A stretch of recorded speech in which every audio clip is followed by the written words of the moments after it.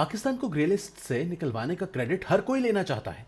PDM हुकूमत में peoples party की नुमाइंदगी करने वाली वजीर मुमलिकत बराए खारजा उमूर और ब्रसल्स में सिफारती मिशन की सरबराही करने वाली हिना रब्बानी खर ने मुश्तरका काविशों को इस कामयाबी का हकदार ठहराया है।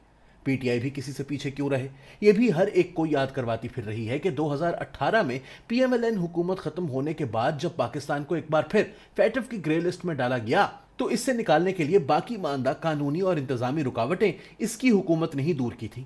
अब पीटीआई के अली जैदी हबीब बैंक लिमिटेड के सदर सुल्तान अली अल्लाना को शाबाशी दे रहे हैं, जिन्होंने मालियाती मामलात, कानूनी और इंसदाद दहशतगर्दी ऑपरेशंस के माहिरीन की एक टीम के लिए रकम मुहैया की, जिन्होंने तहकीक करके यूरोपीय यूनियन के लिए एक बेहतरीन मुसव्वदा तैयार किया।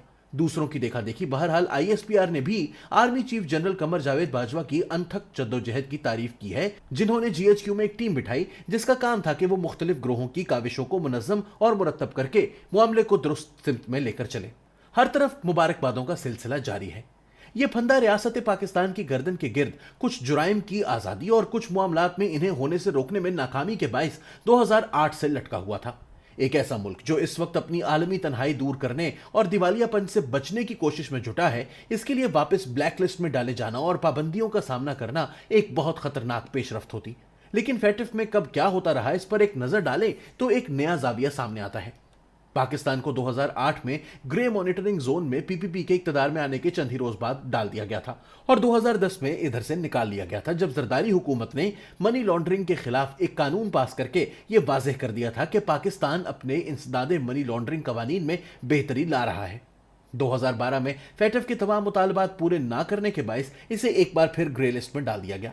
2015 में नवाज शरीफ के दौर में कुछ तब्दीलियां लाई गईं और पाकिस्तान एक बार फिर फैटफ की ग्रे लिस्ट से निकलने में कामयाब हो गया, जब फैटफ ने तस्लीम किया कि पाकिस्तान ने ऐसा कानूनी फ्रेमवर्क तैयार कर लिया है जो एक्शन प्लान के हवाले से करवाई गई यकीन दहानियों के मुताबिक है। लेकिन जब 2018 में मुल्क जुलाई इंतखाबात की तरफ बढ़ रहा था, फैटफ ने एक बार फिर पाकिस्तान पर अपनी सरजमीन दहशतगर्दी के लिए इस्तेमाल होने से रोकने में नाकामी का इल्जाम लगाकर इसे वापस ग्रे लिस्ट में डाल दिया। फैटफ के एशिया पैसिफिक ग्रुप की सरबराही नरेंद्र मोदी के भारत के हाथ में थी और इसने पाकिस्तान के गिर्द घेरा तंग करना शुरू कर दिया। कालादम तंजीमें, जिनमें ज्यादातर भारत के खिलाफ कश्मीर में सरगर्म थी, मसलन लश्कर तैयबा, जैश ए मोहम्मद, जमात उद दावा वगैरह, हाई रिस्क करार दे दी गई। पीटीआई दौरे हुकूमत में फैटफ ने पाकिस्तान पर 29 शराइत पूरी करने पर जोर दिया और अक्टूबर 2020 तक पाकिस्तान एफबीआर, एसईसीपी, कस्टम्स वगैरह के कवानीन में दोनों ऐवानों से कानूनी तरमीम करवा के इनमें से 21 पर अमल दरामद करवा चुका था। फिर दिसंबर 2020 में पाकिस्तान ने जमात उद दावा के सरबराह और 2008 के मुंबई हमले का खुद क्रेडिट लेने वाले हाफिज सईद को गिरफ्तार कर लिया। यह फैटफ के बुनियादी मुतालबात में से एक था। इसके बावजूद कोई फायदा ना हुआ। 2 माह बाद मुंबई हमले में मुलव्विस एक और जमात उद दावा के दहशतगर्द ज़कीउर रहमान लखवी को गिरफ्तार किया गया। जनवरी 2021 में स्टेट बैंक ऑफ पाकिस्तान ने भी फैटफ की शराइत के मुताबिक अपने कवानीन में तरमीम कर ली। आखिरी 3 शराइत पूरी करने में पूरा 1 बरस लगा।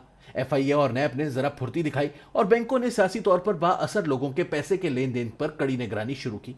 लेकिन लचक फैटफ ने अप्रैल 2022 में हाफिज सईद को 33 साल की सजा होने के बाद दिखाई।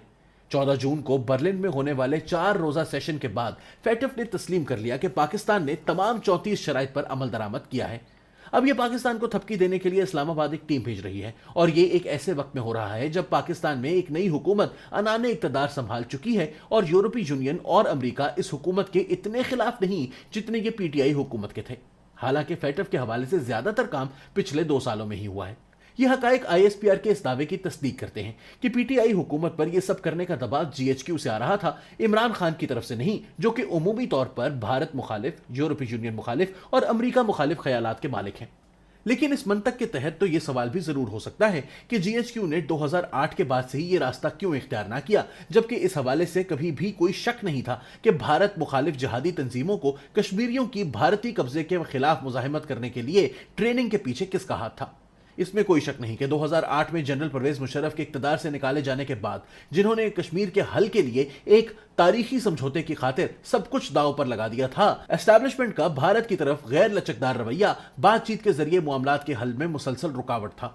तावक्त यह कि 2020 में जनरल बाजवा ने पॉलिसी का मरकजी नुक्ता सिक्योरिटी के बजाय मुआशी तरक्की को बनाने का ऐलान किया और इसी सोच के तहत लाइन ऑफ कंट्रोल पर भारत के साथ जंगबंदी का मुआहिदा हुआ। इस तनाजुर में एक अहम पेशरफ्त को मत भूलिए जिसने इस बयानिए की तश्कील में मरकजी किरदार अदा किया है। जब 2014 से 2016 के दरमियान वजीर आजम नवाज शरीफ नरेंद्र मोदी के साथ बातचीत का दरवाजा खोलना चाहते थे, तो उस वक्त के army chief general Raheel Sharif, ISI सरबरा लेफ्टिनेंट जनरल रिजवान अख्तर और पीटीआई सरबरा इमरान खान ने इनकी हर कोशिश को नाकाम बनाया। इसका खमियाजा नवाज शरीफ को भुगतना पड़ा। सितम जरीफी तो ये थी कि बात अज़ां जब जनरल बाजवा ने पॉलिसी का मरकजी नुक्ता मुआशी तरक्की को बनाने की कोशिश की, तो ये इमरान खान थे जो दकियानूसी सिक्योरिटी के नजरिए पर बजिद थे। एस्टैब्लिशमेंट ने एक 70 साल पुराने मसले को हल करना बिल आखिर शुरू कर दिया है, क्योंकि अमरीकी इमदाद बंद हो चुकी है और पाकिस्तान कर्जों की दलदल में धंसता जा रहा है। वक्त आ गया है कि मुल्क की तारीख का सबसे बड़ा और तकलीफ दे यू टर्न लिया जाए। अच्छी बात यह है कि नई पीडीएम हुकूमत भी इस पॉलिसी ही को आगे लेकर चलने की दाई है, लेकिन दहाइयों से चला आ रहा सिविल मिलिट्री तनाजा हल करके एक आईनी गैर वाबस्ता नॉर्मल तिजारती रियासत बने बगैर यह प्रोजेक्ट कामयाब नहीं हो सकता।